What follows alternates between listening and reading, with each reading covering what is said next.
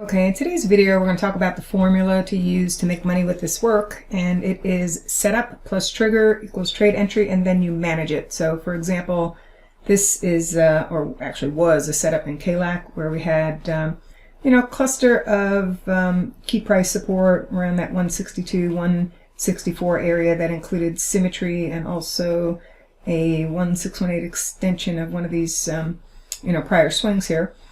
And let me show you what the trigger would be, okay? Because this was the setup.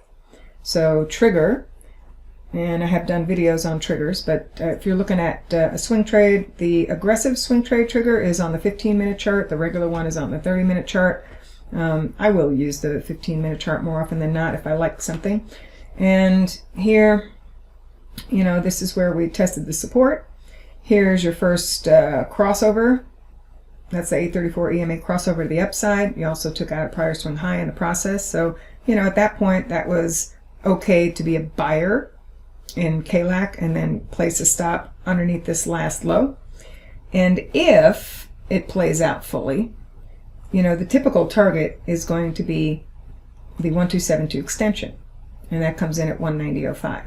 But here's where, the rest of this formula comes in, because it's set up, which was here. Trigger I just showed you, entry you would have had when you triggered, and then manage the trade. Now typically, yes, we'd look for this target, but you have to look at what could be in the way of this going to full target, and in this case it would be these 100% projections of these prior rally swings that also just happen to overlap a 618 retracement. So at this point you manage.